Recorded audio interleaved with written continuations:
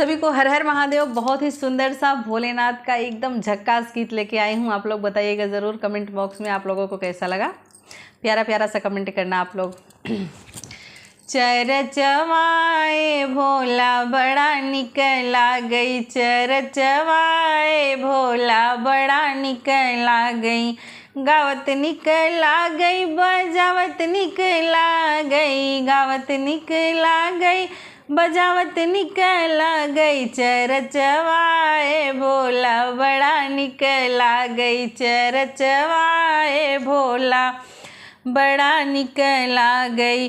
भोला के बाएं अंगे गौरा बिराजे, भोला के बाएं अंगे गौरा बिराजे, अरे गौरा संग भोला बड़ा निकला गई, अरे गौरा संग भोला बड़ा निकला गई, चरचवाए भोला बड़ा निकला गई, चरचवा भोला बड़ा निकला गई।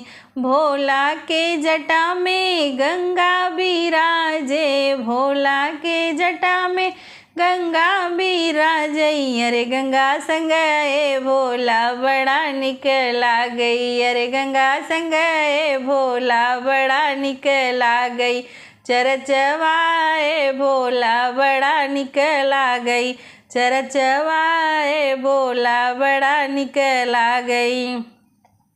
भोला के माथे पे चंदा बिराजे, भोला के माथे पे चंदा बिराजे, चनरमाए भोला बड़ा निकला गई, चनरमाए भोला बड़ा निकला गई, चरचवाए भोला बड़ा निकला गई। भोला के गलों में सर्पों की माला, भोले के गलों में सर्पों की माला, सर्पवाए भोला बड़ा निकला गई, सर्पवाए भोला बड़ा निकला गई, चरचवाए भोला बड़ा निकला गई, चरचवाए भोला बड़ा निकला गई।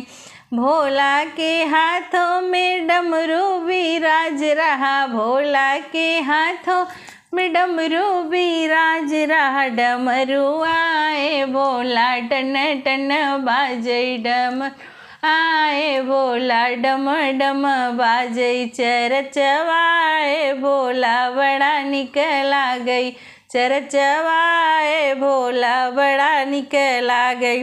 भोला के पैरों में घुंघरू की माला, भोला के पैरों में घुंघरू बजतू हैं, घुंघरू आए भोला छमा छम बाजे, घुंघरू आए भोला छमा छम बाजे, चरचवाए भोला बड़ा निकला गई, चरचवाए भोला बड़ा निकला गई। अगर ये गीत आप लोगों को पसंद आया हो तो चैनल को सब्सक्राइब कर लें। बाय दोस्तों।